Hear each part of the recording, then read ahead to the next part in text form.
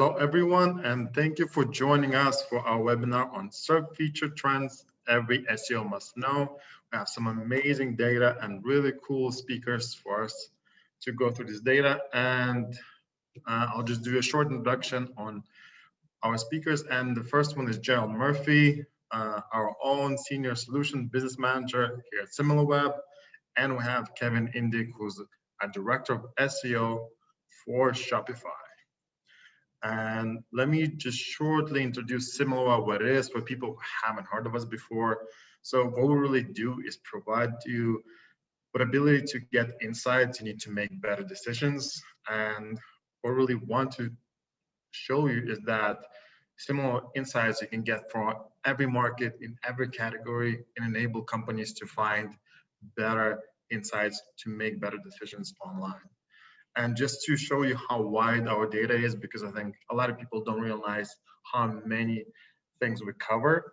And here you can see we have more than 100 million websites that we cover, more than 5 million apps, more than 190 countries, and a lot more. So I know this is very generic, but part of this is that we cover so many different parts of marketing and market research that you can have almost any use case. Today, we're going to talk about SEO, but you can do so much more with our platform. So shortly, I'll introduce what we're going to cover today. And first of all, we'll look into key search engine behaviors, things that impact the search. So how do people actually behave in the search of what they do? Then we'll look into specific trends. So first, we'll compare US versus UK. Then we'll look at top 5 SERP features and that you should actually be optimizing for. Then we'll look at top 10 SERP features in general in US and UK. And then we'll show you how you can optimize for the most important SERP features. And without further ado, Gerald, you can take us from here and show us the magic. Thank you very much indeed, Thomas. And a massive thanks again to Kevin and Dig for joining us as part of today's webinar. Search is incredibly complex. And one of the reasons why SERP features exist is because of this complexity. We ourselves overall are really bad searchers. That's to say, we don't do a search and think about what I actually want to achieve, what I want to find. And as a result, our SERP behaviors can be massively different across the board, depending on the different types of information that we're looking at. So what we're going to do now is look at a few key common types of behavior that people experience when they do searches on a search engine. The first is called thrashing. And this is basically where you and I do a search and we see usually the top 3 positions, and we don't really see that there's a need there that actually is going to meet what we actually want. And as a result, we've actually formulated a written query that doesn't really actually do the job to its full potential. So what we do is we go back and reformulate. So let's say, for example, broadly speaking, we do a search for bed duvet. This would be a classic example of what's called thrashing. We haven't specified the color of duvet we want, the type or size of bed that it is. And as a result, we go back to the search engine and maybe reformulate that query and say things like bed duvet cover for a double bed in blue. And that basically is what's called thrashing. And that's also why when we look at things like search volume, we want to make sure that we're looking at other metrics to complement and supplement really good keyword research, because search volume shouldn't be the core metric to be used when we're actually finalizing keywords. And this is also why, as a platform, we have click versus non-click data at a keyword level so that you can actually uncover some of these things. The next one is what's called pogo sticking, and this is search at its best because it's a conversation. And what this is all about is when we do a search, we've picked a really good query, the search engine delivers really good high quality results. And as a result, we go in and out of loads of different documents. So sometimes you'll often find that search volume can be low, but actually visits and interaction can be quite high. And these are little hidden gems because these provide a really good experience from a search engine results page perspective. Another one is called parallel growing, and this is usually when we're new to a topic. So let's say, for example, we've just become new into SEO, we're starting to develop things like terminology and so on. What we do is we typically go to a resource, like for instance, Search Engine Land, Search Engine Watch, and what we then do is start to learn a bit more about it. As and when we learn more terminology, we tend to actually just type those queries into the search engine. And then that actually allows us to grow and expand our knowledge and keyword understanding so that we can find better information. The next one is around expansion, very, very closely related to Pearl growth. But this is when we have a core topic that, broadly speaking, we know what it is. So let's say, for example, I haven't cooked any Indonesian food before. I maybe will go in and do a search here for Indonesian cuisine. And then what I do is start refining my search, depending on, for example, ingredients I have and so on. And that will be called expansion, where you're roughly speaking know a topic or core area. And then what you're doing is actually going and expanding upon that area through different queries. And on the flip side, you've got narrow. This is when we typically would do a query. The results are so vast, the query is equally so vast. And as a result, we need to refine our types of query. So what we do is we inspect a load of different results and documents, and then we actually reformulate our query based on the additional understanding and knowledge we have of the particular keyword itself. So as you can see, SERP features are massively complex, but equally, as we've just touched on, we want to make sure that we're looking at a range of different metrics to pick good quality keywords. And of course, every single search has to end at some point. So we could be on a mobile device, for example, and our bus or taxi arrives. That search has to end. It doesn't necessarily say it's a bad search experience, but actually all search ultimately must come to an end, and it shouldn't really be about really bad results or indeed queries. So going forward, really thinking about that space, what types of keywords can we recommend to clients to better own that space as well? Now, what's fascinating is our complexity doesn't just stop at search engine results page interaction, because there's a few other things that actually impact the search. So income, education, and health don't have an impact in terms of how we engage with technologies. They do impact the types of products and technologies we have, but that has absolutely no impact on what searches we do as a person or a searcher. Gender, fascinating.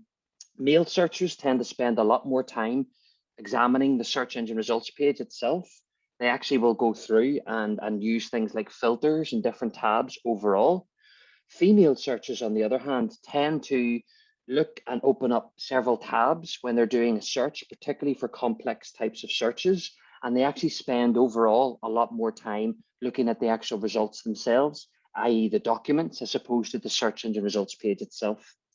Location is used by search engines to increase relevancy. That's to say, if I'm doing a search with a local intent in mind, I want to be obviously finding results in my respective country and indeed city. So search engines use this metric to try and increase personalization, but not all searches have a local intent behind them. And as a result, where the searcher is from doesn't impact search behavior itself. It can sometimes impact types of queries that we type. For example, salon in London. And as a result, we need to be aware of local search too. And age overall, generally speaking, regardless of which age we are, search behaviors are really tend to be the same as we've just seen so far. But older people, i.e. those who are above 60, tend to spend a lot more time on the SERP, reading through all sorts of information to find the right result that they need. So this is an example for those of you who are new to SERP features or haven't actually analyzed a lot of it in the past. This is an example of some SERP features, and what we're going to do today is to really focus on what types of SERP features are triggered in the US and the UK markets. And then as you can see, it is massively complex. So what search engines are now doing is trying to present a range of different types and formats of content so that we can quickly get access to the best information as possible. And as a result, what they do is they present a load of different types of content. And this content and these types of SERP features can differ by industry, which is what we're also going to see in today's presentation. So let's quickly go into the methodology and then I'll hand it over to Kevin. So what we set out to find was, do SERP features change in the US and the UK for some industries that we've picked because of their high impact from COVID? So for example, travel and e-commerce. Digital acceleration is massive now with COVID, i.e. more and more people are looking online for things. And as a result, we've picked, for example, e-commerce as an industry to look at. We also set out to make sure that we could identify and find, to help you from an actionable perspective, to find out the most dominant SERP features in two of the larger markets in the world, the US and the UK. And we also wanted to find out if SERP features change by device as well as by type of keyword. So does it change when we look at brand versus non-brand? So to give you a flavor for how big of a data set we looked at, we analyzed over 11.9 trillion keywords, and we collect this data set in many different methodologies. We have looked across 27 different SERP features. So as we saw just 2 slides ago, we're looking at things like images, videos, and so on. We've done that from January 2020 to April 2021. We've done that, of course, for the US and UK markets, both devices, mobile and desktop, as well as brand and non-brand keywords, which we all pick up as well. And we've done this across 12 industries for this particular analysis. However, please note in the platform, we do have a few hundred different industries for you guys to look at. So to give you a flavor for the types of metrics that fall within the things that we analyze the data from, branded keywords would include something, for example, like Netflix or Google Chrome, because it includes a core brand term in there. Non-brand terms will be things that aren't really associated with a brand. So for example, Champions League, pizza near me. And then this is some of the key industries that we looked at. So things like groceries, restaurants and delivery within the food and drink category. And then on the right-hand side, you can see some of the SERP features we actually looked at. So things like apps, flights, and so on. So without further ado, and for you guys to really start to get a better understanding of what's going on in the SERP feature landscape within the US and the UK markets, I'll hand it now over to Kevin. Thanks so much, Gerald. It's always amazing.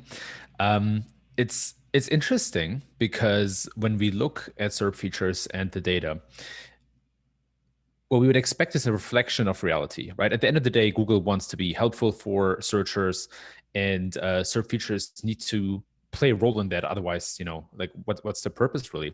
And when we speak about a reflection of reality, obviously last year was quite unusual, and it's very interesting to see some of those hints of reality in the data as well. So here's what I mean. We see data here, as you mentioned, from the beginning of 2020. Obviously, in March and April, the world fundamentally shifted due to the outbreak of Corona. And we see a spike in SERP features in the UK and in the US around that April timeline. And then we see a lot of fluctuation throughout the rest of the year, right? As more information came to light about Corona, and as this whole pandemic kind of evolved, there were a lot of ups and downs in the total number of SERP features, or the percentage of SERP features, better said. And then we see that at the beginning of 2021, we see the increases in both the US and the UK, right? And this is very, very interesting. So let's dive a little deeper into this. On the next slide, we see the number of keywords that are triggered in the US and the UK. And the first thing that sticks out is, of course, we're working with very different proportions here. So the US has a lot larger index or corpus of keywords. The UK has a smaller one. But the first interesting detail that sticks out is that both trends run in parallel until very recently, right? Until maybe April, where we see a slight decline in the number of SERP features in the US, but we see a continuation, an incline in the UK. And that, by the way, is both on mobile and desktop.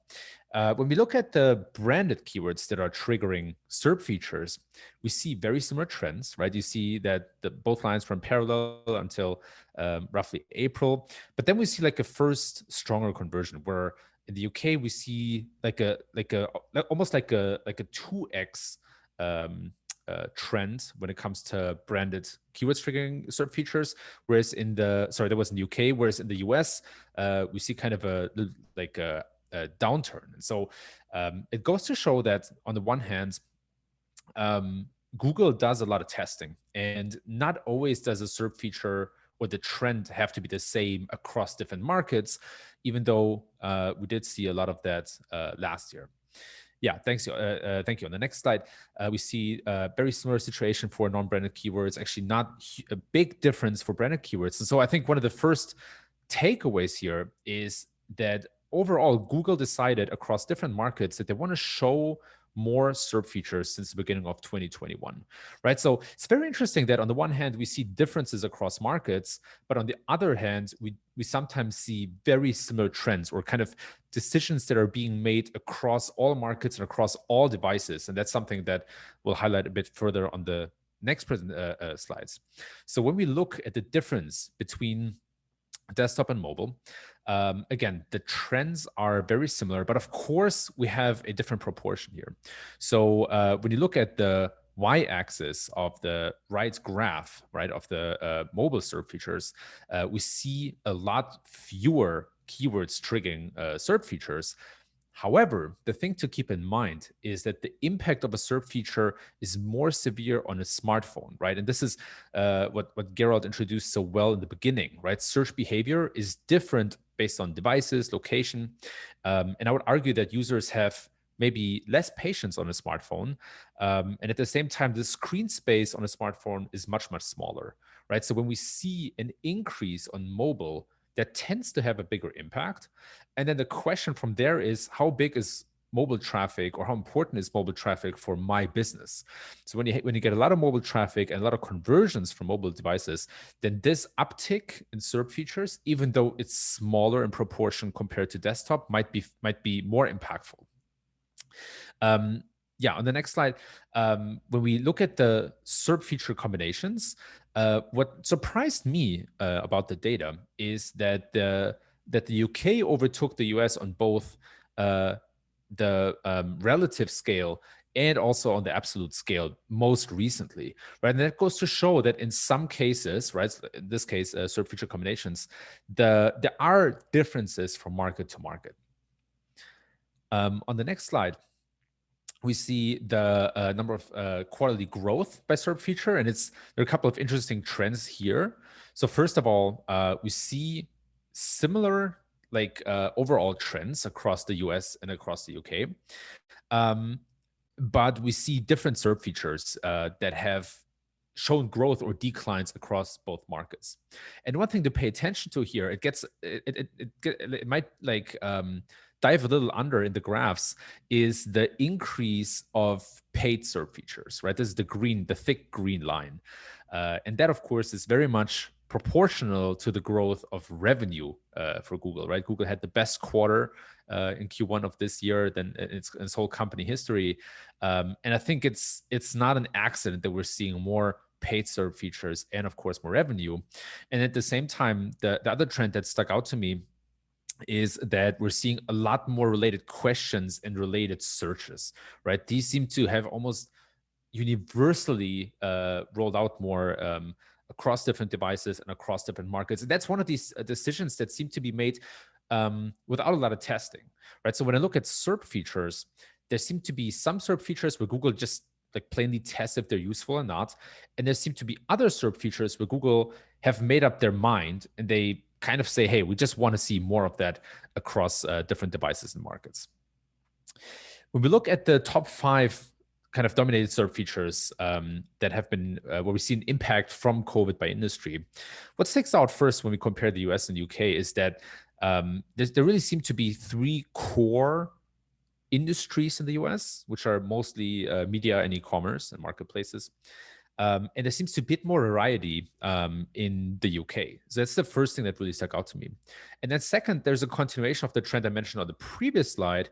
We just see a lot more related searches in the search results, but also a lot more images. And that trend kind of continues across the UK and across the United States. And it goes back to this trend that I mentioned before, that in some cases, Google might just have made up their mind and they say, okay, we see a net benefit from that. So we're going to roll that out across the SERPs. But of course, that might push down organic search results a little bit. We look at the top 10 SERP features by market. A couple of things that stick out here that are very much in line with the previous observations is the importance of related questions, right? So questions and answers seem to become much more important, right? We also have a lot of related searches and a lot of more images. And so the explanation, or the way that I explain this to myself, is that search is something like a conversation, right? If in the good old offline days, right? Imagine you go to a hotel, you go to the concierge and you ask the concierge, hey, where can I buy shoes? they wouldn't give you a straight answer. They wouldn't say, okay, you can go to Macy's around the corner. They'd be like, okay, sir, what kind of shoes are you looking for, right? Is it more like leather luxury shoes, or is it more sneakers? You know, are you looking for flip-flops? And so by showing more related searches and more related questions, it's almost like a conversation that Google tries to have with the searcher to help them refine their query, right? To help them shape their search behavior. And so that was very interesting to observe that we see more of that and more instant answers in both the US and the UK. Now, I want to wrap it up with some relative comparisons or a relative overview of SERP features in the United States and then in the UK. So first of all, what sticks out, as mentioned before, way more related searches, right? Like that we see a lot of keywords that trigger related searches. We see more keywords that trigger images, and that, of course, is a big help when it comes to searching, especially searching products, right? E-commerce super important for Google, and when you look for a product, sometimes image is a better way to find them.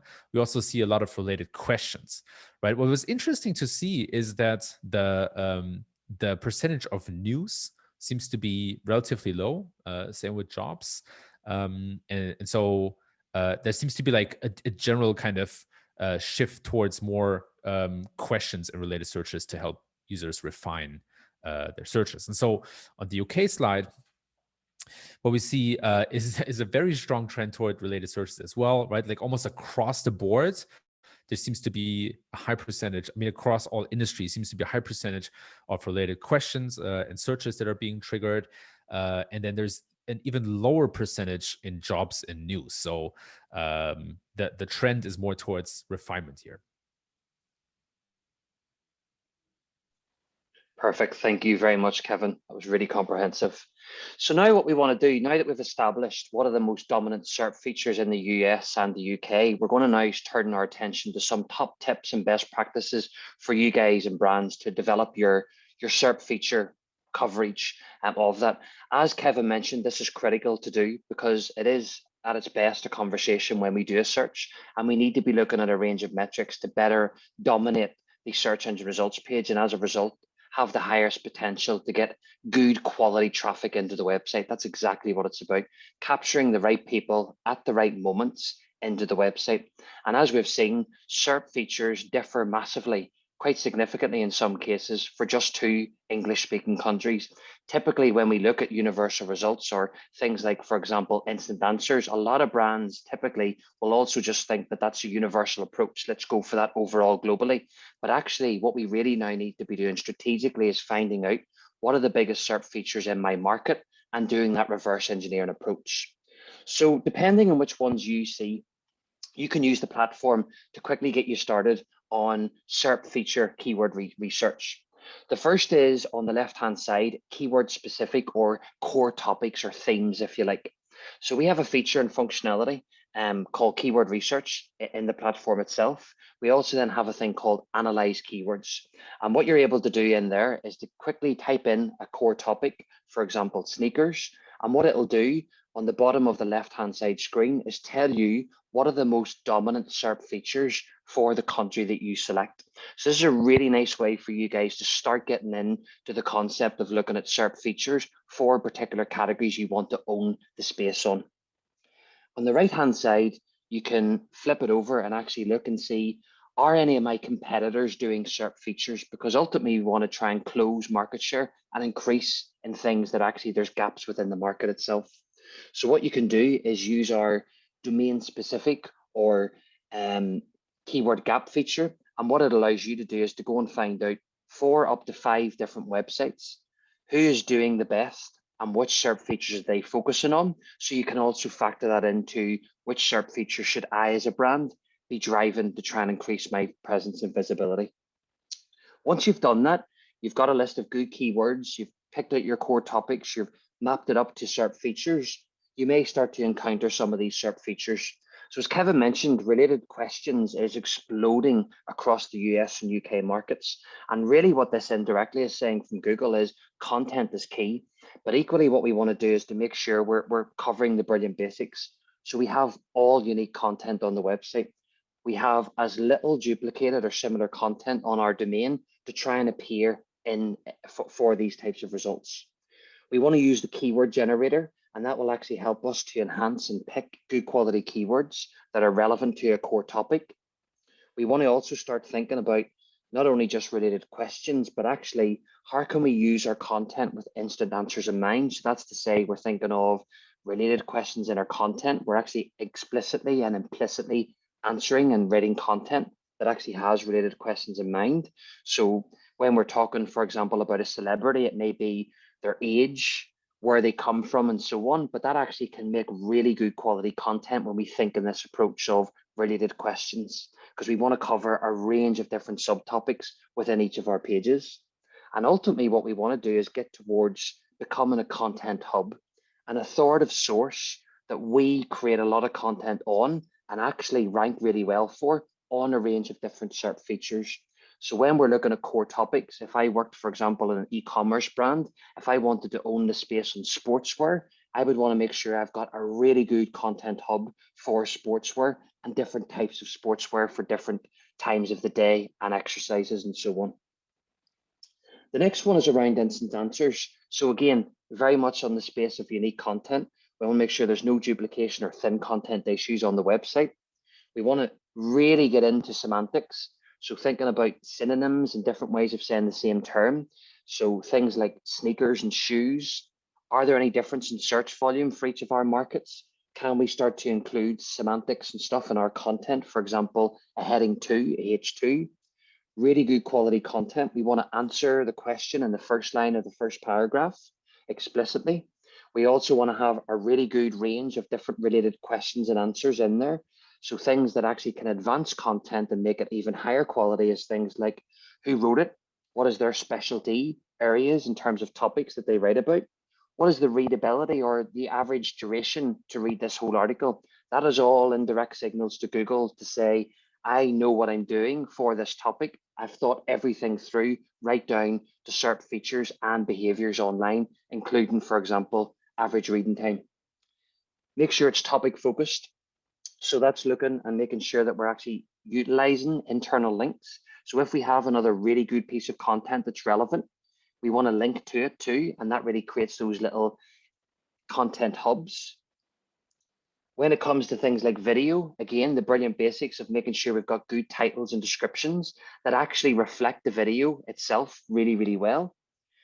We're also looking at other details that actually includes things like thumbnails. So what else is people doing on, for example, YouTube right now? How can I make this stand out? Or actually, how can I make it blend in but stand out at the same time? Video transcript, not only is it good for web accessibility, it's also good for search engines to have an idea of what the video is about if you actually include the transcript. And also think about and consider things like page mapping. So that's to say we're not actually having a page with loads of different videos on it. If we're going to include a video, try and actually have one video per page, because it's actually a very much different bot coming out and reading the videos. And as a result, it does prioritize videos differently than just normal text. Local 3-pack, local search, one of my favorites, is around places. So making sure that we actually register things like Google My Business or even actually Bing places and profiles. One of the things we do want to do is make sure that, yes, we're looking at best practices for all search engines, but we are thinking of other emerging search engines that are out there. So Microsoft Bing, for example, powers things like Alexa as well. So that is actually an increasing trend. So actually being aware of what Bing is actually seeing on your website is also crucial to look at. Analytics, so identify and prioritize stores that actually have the most searches at the moment. That's your quick win, if you like. Prioritize those stores, optimize their pages on your store directory. And as a result, that will actually help you further enhance and get even more visits into those websites. On the flip side, identify ones that aren't performing well and try and build a strategy on getting them to perform. For local search, backlinks are essentially reviews. Reviews are really, really important. People to leave reviews from really good, loyal customers. So if you've got a database of who your loyal customers are, that's the first place to go to try and generate reviews. But equally, make sure that they're authentic. They're not all the same. That can look really spammy. And then, of course, crucially on here, as with actually any form of content, it's advanced on-page SEO. So we want to make sure we're looking at things like the semantics. And for local search, it's things like slang language, for example. So how would someone locally search for this term? Would they maybe reference a local street name Does that street or road have a nickname? There are so much cool things you can do to add into your local strategy, because that makes your content even more localized. And as a result, that helps the search engines to establish where you are positioned within the world. And apps, of course, are also booming. So making sure we're going through the approval process of apps. So all public apps, for example, must meet certain criteria, make sure that they're met. You want to have a different unique keyword strategy for apps. We don't search on apps as we do on, for example, Google or Bing. We want to make sure we're doing the brilliant basics here, very much like videos. We've got a really good title and description. We're avoiding things like keyword stuffing, and we're really focusing a lot of our attention on relevancy and value. And just like local search, reviews are also critical here too to get right. And that's to say, we're thinking about how can I get really good reviews that actually showcases that my app is really of value and people do find it useful. Paid search optimization, again, all about relevancy. You want to make sure your ads are only appearing for relevant searches. Well, first of all, it's actually budget efficiency as well in there, but actually you don't want to be just randomly targeting all sorts of keywords. So making sure relevancy is there. Use extensions to try and take up a little bit more of that marketplace on the SERP itself. So things like, look at it like all extensions and stuff to try and make sure you are taking up more of that position. Test, A/B test. So which things are actually working right? How can I benchmark that off something else on my campaigns? And of course, CTAs, call to actions, very much can be used in across the board for videos, locals, and so on. And this is all making sure that we're thinking about those little action verbs or words that are a bit more attractive to use than others. And that can try and see, can we generate and soak in more clicks as a result? So to summarize everything up so far, we have many different SERP behaviors, and because you and I are very, very complex when we interact with search engine results pages. And as Kevin mentioned, that even changes massively when we look at devices. So what we want to do is to make sure that we're aware that what SERP features exist in each of our markets, because in the US and UK, SERP features are growing massively. So if you're in another market outside of the US and UK, have a look and see what SERP features are dominant in your particular space and really map out that national approach, country-specific approach to SERP features. We often speak of an algorithm like it's this one big thing. It's actually very, very local in some cases. And actually, in lots of cases, as we've just seen today, it's actually national. It isn't language specific. We want to make sure that you guys are then actually doing country-specific content marketing strategies and adopting, so that keeps you ahead of the game to better win on search. And we also want you guys to be looking at your top opportunities using some of the best practices we've talked about today, and that will really help you to try and get in on SERP feature optimization. So thank you very much for everyone's time. And Thomas, if anyone has any questions, you can ping them over. Yeah, we do have a couple of questions, but thank you guys. It was amazing. Great presentation, amazing data. And as a couple of people asked, we will share a full report, which will include all of this data with you, but it's going to be a bit later. And then going down to questions. So the first one, what steps should we consider when carrying out SERP feature keyword research? So which steps should people consider when doing this? Yeah, so I would say definitely thinking about your core topic or themes that you as a website want to try and own and have a bit more presence on. SERP features can really facilitate that. So the first is around content identification. The second then is to actually refine and think about good quality relevant keywords within that space or topic area that actually trigger a SERP feature that would also be relevant. So things like how to pick the right clothes for going back to the office, for example. Maybe it's actually analyzing things like video content and also thinking about your current resource that you have in-house. So if it's a case that you have a digital team, you can easily produce videos. Videos in that case, for example, could be a really good focus area for you guys to do. And finally, just looking at what the competitors are doing. So not necessarily to copy them, of course, but ultimately everyone's aim online is to increase the number of web traffic and interactions on the website. And one of the ways we can do that quite quickly is to go and find out and do things that the competition are doing not as well as what we can do. And as a result, that will increase things like market share. Anything else to add there, Kevin? Yeah, that was, I think, super comprehensive.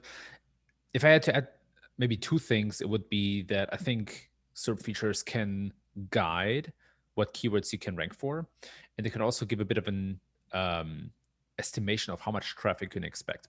So when I say guide what you can rank for, what I mean is if you create a lot of informational content, or on the other hand, if you have something like a marketplace with a lot of templatized pages, right, and you look at SERP features, they can help you understand if you are actually eligible to rank or not. They can hint at what user intent Google sees behind a keyword, right? So when I see a lot of PLAs, a lot of product listing ads showing up for a keyword, and I have a very informational blog article, for example, that can be an indicator that Google might not want to rank a blog article, but instead product pages from a marketplace. It's not always that case, right? But very often. So you want to look into that. And on the other hand, if you see that Google shows a lot of SERP features at the top, especially something like people also asked boxes or instant answers, that might mean that you have to tone down your traffic expectations, right? So the way that we typically go about it is we say, okay, this keyword that I'm targeting has search volume of X, and I think, based on a click curve or based on estimation, I can get, say, 30% from the first position. However, with certain SERP features in place, that percentage might be much, much lower than what you're used to from other keywords. So my tip is to, when you conduct your keyword research, to export as many SERP features as you can for those keywords you are targeting, see on what positions they show certain SERP features and what kind of SERP features they show, and then tone or adjust your traffic estimation based on that. Fantastic points, Kevin. Great answers. I think the other one is, I think, Gerald, you kind of mentioned some of this, but should you focus on a few of SERP features as a strategy, or should you go on a broader set, like wider the net and as many features as you can? I definitely think from a resource perspective, it's always useful to try and focus on certain things. So for example, as I mentioned before around video, if you have someone who's able to produce videos, that makes the most logical approach in terms of I should be focused on SERP features that trigger videos because I have the potential to produce videos that are relevant for given keywords and topics. So that's the first thing. The second thing is never put all your eggs in one basket. I know it's such a cliche, but as we've seen, Google can change keywords and SERP features can fluctuate. And if you are doing really, really well for a particular SERP feature, and for whatever reason, the search engine tweaks the algorithm, you can go up and down equally. So making sure you're not over reliant on a SERP feature to generate a lot of that traffic. Awesome. Anything else, Kevin? No, I think it makes perfect sense. Nothing to add from my side for this one. Awesome. And I think the next one is I think it's a really good question, is looking into the future. So of the SERP in, let's say, 5 to 10 years. So I know we in this SEO usually look at, okay, there was an algorithm update, this happened, how do we react to it? But looking 5-10 years into the future, what do you think is going to SERP look like? Yeah, because of the complexities, and really good question. I really think SERP features aren't probably going to change that much, in my opinion. I always think you're going to have things like related questions, in the sense of basically the search engine wants to help the searcher to find better keywords as part of their query, for example. So there are certain things there that won't really change as such or as drastically, I don't think. And in terms of like 5 years time, it'll be really interesting to see how the SERP lists types of devices really start to excel. At the moment, we're using voice search, for example, for really basic terms that actually arguably a lot of infants would say, like, for example, what's the weather like today and so on. They're not really heavily sophisticated queries. And as a result, for now, it's quite easy to have a surplus feature. But what would be really interesting is when we start asking, for example, a voice search device for a babysitter for a baby that has an allergy, and you're getting into all of the semantics there, and the actual voice search has to be worked out in its entirety as well as by its parts. So in answer to your question, I think SERP lists is also one to look out for in the next 5 to 10 years. Yeah, it's interesting. I certainly changed my mind a little bit about that in 2019 and the beginning of 2020. I expected so much more to happen. I saw this huge wave of SERP features and more SERPs showing SERP features.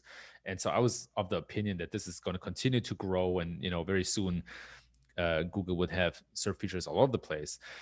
And then I saw the newest data, and I changed my mind a little bit. I don't see that kind of drastic wave of SERP features. Now, even though we've seen some inclines across the markets, right? But we're still just talking about 15 to 20%. So I also managed my expectations a little bit there. And I'm not sure if Google maybe, figured out that in some cases SERP features are not as helpful, or if that's more a challenge of regulation, right? If they're maybe scared that by answering too many queries and not sending more traffic to websites, that they might have a higher chance of being regulated. That's just assumptions. I think nobody knows exactly where the future is going, but I have if I were to hypothesize, I have two theories. One is that the trustworthiness and credibility of search results seems to become a bigger factor, right? I think 2016 was a bit of like a turning point where this idea of fake news became very popular, and where we see a bigger distrust in the media.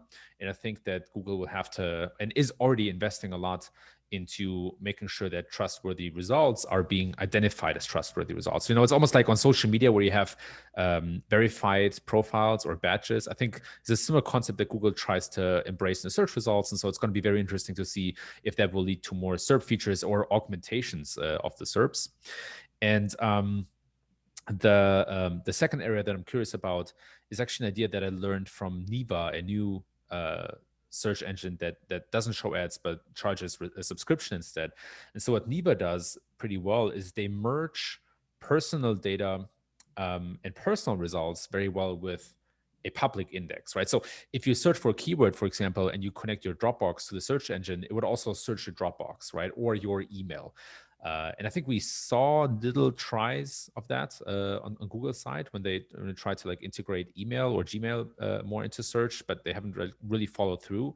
And so I'm curious, will there be more SERP features that are personal to the user themselves that augment the search results with their own cloud or their own personal data, right? But these are all speculations. I don't know for sure if Google will go down that route.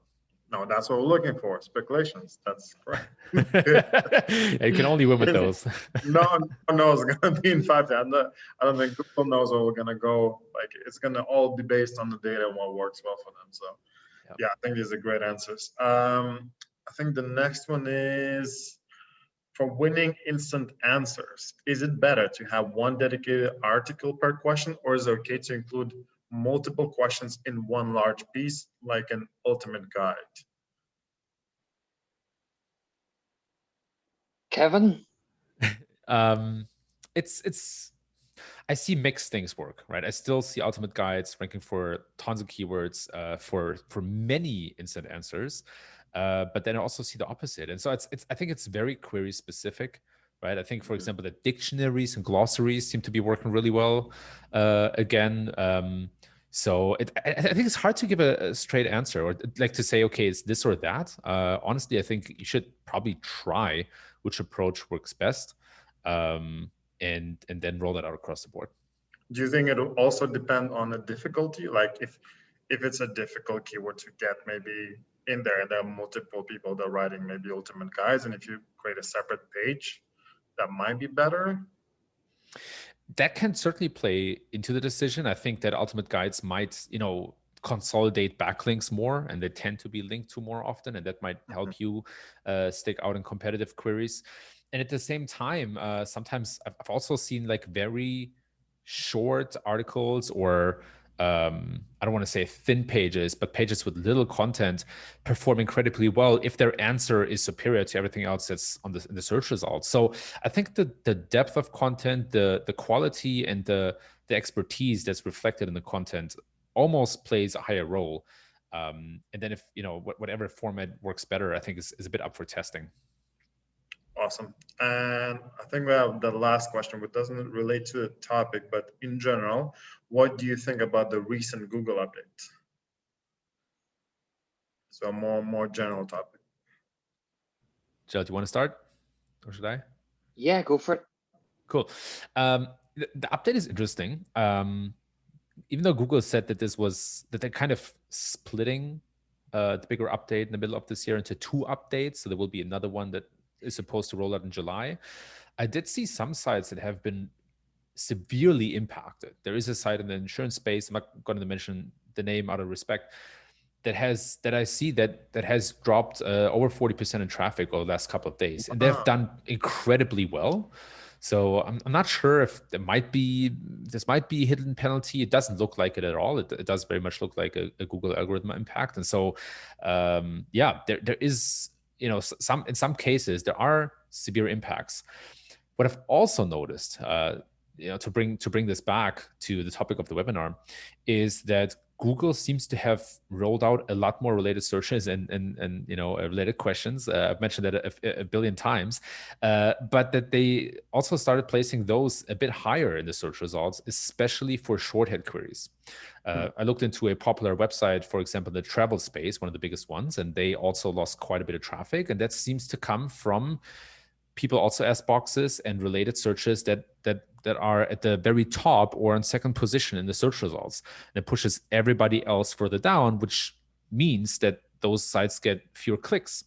And so there might be a connection between a better understanding of user intent from Google's side, more SERP features, and lower traffic as a result. So as always, there's quite a lot going on in these algorithm updates. It's never just like a single thing. There are several changes that happen at the same time. They're not always quality related. Sometimes they're SERP feature related. And so if you see an impact, I think it's important to go really deep, right? Like compare mobile and desktop, look at SERP features, look at quality, look at backlinks, and then try to get an understanding. Awesome. Guys, amazing answers. Great presentation. Thanks a lot. Thanks for everyone for joining and asking great questions. So yeah, I hope to see you soon. And Kevin, I hope you're going to join us for our next webinar sometime very soon. I hope so too. Thanks so much for having me on. Great work, everybody. Thanks again, Gerald. Amazing work. And so yeah, it's been a pleasure.